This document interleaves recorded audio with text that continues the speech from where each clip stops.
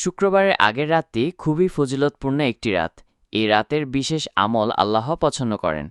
এই জন্য সকলে বৃহস্পতিবারের দিনে রাতে রাব্বুল আলামিনের ইবাদত করার জন্য মশগুল থাকব ইনশাআল্লাহ। বৃহস্পতিবারের রাত হলো সপ্তাহের সেরা দিন, কারণ এই রাত হলো জুমার রাত। জুমার রাতে সকল নবী ও আম্বিয়াদের কাছে তাদের জাতির এবং পিতামাতার কবরে তাদের সন্তানদের আমল দেখানো হয় মর্মে হাকিম তিরমিজি রহিমহুল্লাহ আলাইহে তার রচিত নাওয়াদিরুল উসুল নামক কিতাবের ২১৩ নং পৃষ্ঠায় একটি বর্ণনা এনেছেন।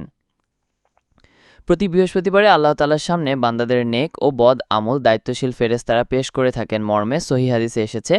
এই জন্যে নবীজি সাল্লাল্লাহু আলাইহি সাল্লাম বৃহস্পতিবার রোজা রাখতেন। নবীজি সাল্লাল্লাহু আলাইহি সাল্লাম ইরশাদ করেছেন যে, হযরত আবু হুরায়রা রাদিয়াল্লাহু আনহু থেকে বর্ণিত, নবীজি সাল্লাল্লাহু আলাইহি সাল্লাম ইরশাদ করেছেন যে, সোম ও বৃহস্পতিবার আমল উপস্থাপন করা হয়। আমি এটা পছন্দ করি যে যখন আমার আমল এমন অবস্থায় উপস্থাপিত হোক যখন আমি রোজাদার। সুনানে তিরমিজি হাদিস নম্বর ৭৪৭। বৃহস্পতিবার সকালে এরশাকের নামাজের পর ৪ রাকাত চাস্তের নামাজ পড়ে ৪১ বার সূরা ইখলাস পাঠ করে রাব্বুল আলামিনের কাছে খুব বেশি কান্নাকাটি করবেন, দোয়া করবেন, মনের যত আশা আছে রাব্বুল আলামিনের কাছে পেশ করবেন। ইনশাআল্লাহ রাব্বুল আলামিন আপনার সকল চাওয়া পাওয়া পূরণ করে দিবেন ইনশাআল্লাহ।